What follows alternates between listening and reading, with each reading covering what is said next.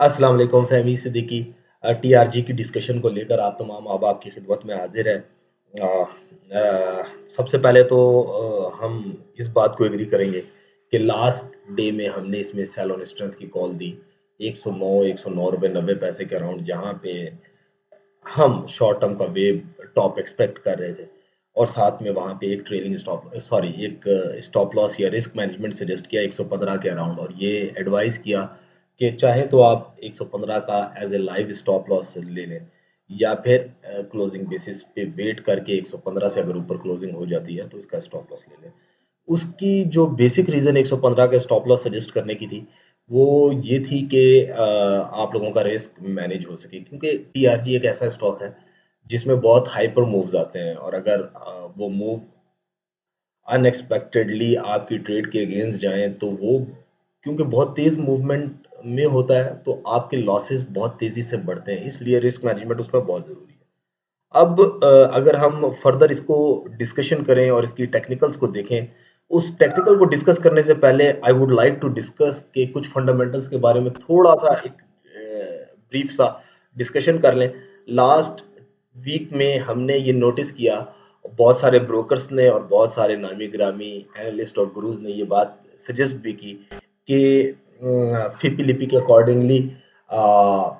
Foreign individuals इस stock की buying में है। डेफिनेटली हो सकते हैं कि वो इनकी बाइंग में हो, लेकिन अगर आप फिपी लिपि का डाटा देख ही रहे हैं तो साथ में आप लिपि का डाटा जरूर देखें और ये भी देखें कि अगर फॉरेन इंडिविजुअल्स बाइंग कर रहे हैं तो डेफिनेटली कोई ऐसा जरूर है जो उन्हें सेलिंग करके अपना माल दे रहा है। सो ऐसा नहीं है कि खाली बाइंग हो रही है और कोई सेलिंग नहीं हो रही। बाइंग हो रही है डेफिनेटली, लेकिन साथ में इस बात को ज़रूर समझिए कि कोई ना कोई ऐसा है, कोई ना कोई ऐसा ग्रुप ज़रूर है जो उसे अपना माल दे रहा है, सेल ऑन स्ट्रेंथ भी हो रहा है। हाँ, ये बात ज़रूर है कि वो जो बायर्स है या बुल है, वो विन कर रहा है, लेकिन ऐसा भी नहीं है कि जो बुल विन कर रहा है वो हमेशा विन करता रहे। अगर उसने लास्ट 2 वीक में विन कर लिया है और उससे आप ये नतीजा निकाल लें कि जी अब जो आने वाला हफ्ता है उसमें भी वो विन कर जाएगा, तो शायद गलत होगा। क्योंकि लाजमी नहीं है कि बुल्स हमेशा विन करते रहें और लाजमी नहीं है कि बियर्स हमेशा विन करते रहें। अगर आप देखें तो इन लास्ट 2 वीक्स में अराउंड 86 से ये चला है और इस वक्त ये 117 के अराउंड टारगेट कर चुका है। तो आप इसमें देखें, मतलब ठीक ठाक गेन बन चुका है ना, ऑलरेडी बहुत गेन बन चुका है। इस लेवल के ऊपर फ्रेश बाइंग करना मेरे ख्याल से कोई अकलमंदी नहीं है, और अगर किसी ने बाइंग की हुई है तो उनको अपना स्टॉप लॉस या ट्रेलिंग स्टॉप लॉस 113 के अराउंड जरूर रखना चाहिए। रिस्क मैनेजमेंट यहाँ पे उनके लिए एडवाइजेबल है। जो लोगों ने सैलोनिस्टान की अपॉर्चुनिटी को अडॉप्ट किया, हमने तो इसका 115 रुपए का स्टॉप लॉस बताया था और साथ ये बताया था कि चाहे आप इसमें लाइव ये रिस्क मैनेजमेंट रख लें या फिर क्लोजिंग बेसिस का वेट कर लें। सो ये 115 से ऊपर क्लोज हुआ है, तो जो डिसिप्लिन है वो ये कहता है कि इसमें एग्जिट स्ट्रेटेजी को अडॉप्ट करना चाहिए। अब अगर हम लेवल्स को या आने वाले दिनों को देखें और इसमें क्या मूव बन सकता है उसको थोड़ा सा डिस्कस करने की कोशिश करें या समझने की कोशिश करें, तो इंडेक्स ने सॉरी टीआरजी ने 113 रुपए 50 पैसे से ऊपर क्लोजिंग की है, और वो इस बात को इंडिकेट कर रहा है कि जो एज है वो कमिंग डेज में बुल्स के पास है और वो रिकवरी कर सकते हैं। और रिकवरी करने के लिए जो पहला लेवल बन सकता है वो अगर मैं यहाँ पे लिखूं जो मैंने एनालाइज किया, तो उसके अकॉर्डिंगली 118 रुपए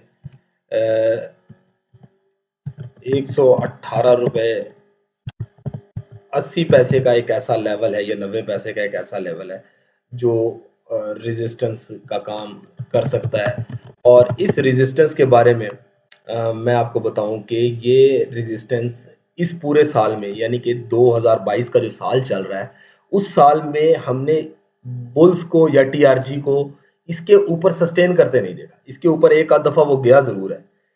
मैं यहाँ पे एक बात ज़रूर आप लोगों को बता दूँ, हम यहाँ पे जो 118 90 की बात कर रहे हैं, that is an indicated level.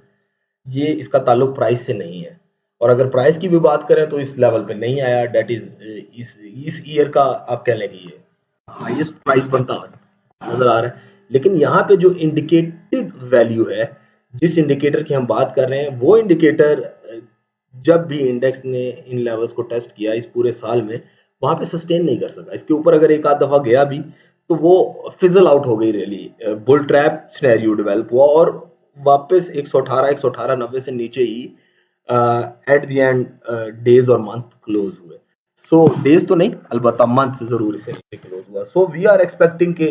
अगर ये 118 118 90 को टेस्ट करता है तो ये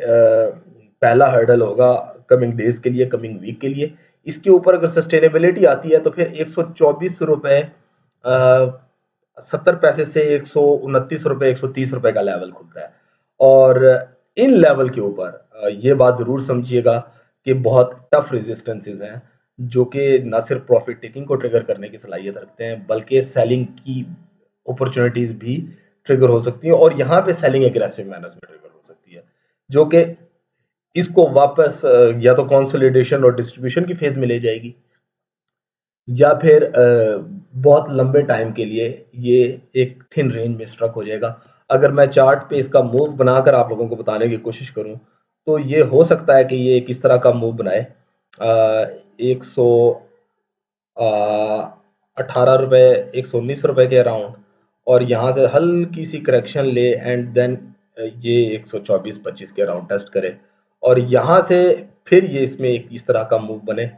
एंड दैट मूव यहाँ तक इसको दोबारा लेकर जा सकता है, जो कि 109 के अराउंड बनता है। एक व्यू ये बनता है। दूसरा व्यू ये बनता है जी कि ये यहाँ से कोई भी ब्रेकआउट ना ले और जिस तरह ये कंटिन्यू कर रहा है इसी तरह इसको कंटिन्यू करे, 129 को टारगेट करे और फिर यहाँ से इसमें एक फॉल आए और वो फॉल इसे कोई अराउंड इस तरफ लेकर चला जाए। और जो तीसरा सिनेरियो हम होता हुआ डेवलप कर रहे हैं, जो कि हम ये एक्सपेक्ट कर रहे हैं कि ये वाला लेवल बहुत आसानी से सस्टेन नहीं होगा, यानी कि 124 से लेके 129 वाला जो ये रेंज है ये बहुत आसानी से सस्टेन नहीं होगी। लेकिन अगर ये लेवल सस्टेन हो जाता है और इसके ऊपर किसी तरीके से ये क्लोजिंग होना शुरू हो जाती है स्पेशली वीक की, तो ये फिर सपोर्ट बन जाएगी और बहुत इंपॉर्टेंट सपोर्ट इस एरिया में बनेगी। और वो इंपॉर्टेंट सपोर्ट फिर डेफिनेटली, अगर मैं बॉक्स बना के आप लोगों को कर दूं, ये वाला एक लेवल है जिसमें हेसिटेशन बियर्स फील कर सकते हैं, लेकिन अगर इसके ऊपर सस्टेन कर गए, वीक क्लोज कर गए, तो फिर ये 147 का लेवल भी टारगेट कर सकता है। डाउन साइड के ऊपर अगर हम सपोर्ट की बात करें तो 109 106 101, फिर 97 और फिर 92 की एक्सपोर्ट बन रही है। सो इसमें मेरे ख्याल से वेट एंड सी करना चाहिए। कोई अगर सेलिंग में है तो कोई अपॉर्चुनिटी डाउन साइड पे मिलती है तो एटलीस्ट अगर पूरी शॉर्ट्स को कवर नहीं भी करना तो पार्शल ज़रूर कवर कर लें, ताकि अप साइड्स के ऊपर आप दोबारा अच्छे मूव ले सकें। और अगर कोई बाइंग साइड पे है तो उसको भी ये चाहिए कि ट्रेलिंग स्टॉप लॉस 113 के अराउंड रख ले, क्योंकि ये लेवल टूटता है तो फिर 109 और 107 तो बहुत आराम से आप देखेंगे, और हो सकता है 101 और 97 भी दोबारा आपके पास नजर आता हुआ दिख जाए, लेकिन टाइम पीरियड में अब थोड़ा सा प्रॉब्लम हो सकता है। और यहाँ पे ये एक लो रेंज कंसोलिडेशन के फेज में जाता हुआ दिखाई दे रहा है। So ideal strategy should be wait and see. जो लोग शॉर्ट्स में हैं उन्हें डिप में शॉर्ट्स को कवर करना चाहिए, जो लोग बाइंग साइड पे हैं उन्हें ट्रेलिंग स्टॉप लॉस के साथ काम करना चाहिए, जो लोग फ्रेश बाइंग के लिए सोच रहे हैं उन्हें बहुत ज़्यादा रिस्क नहीं लेना चाहिए, और अगर कोई रिस्क लेना चाह रहे हैं तो फिर आप साइड के ऊपर प्रॉफिट टेकिंग भी करनी चाहिए। और आप इंट्राडे बेसिस के ऊपर इसमें प्ले कर सकते हैं। कोई लोग हमारे अगर प्रीमियम सर्विसेज को ज्वाइन कर सकते हैं तो करना चाहते हैं तो वो हमारा व्हाट्सएप देख लें, उसमें हम फर्दर चीज़ों को टाइम टू टाइम और रेगुलर बेसिस में डिस्कस कर रहे होते हैं। अपनी दुआओं में याद रखिएगा। अस्सलाम वालेकुम वरहमतुल्लाह।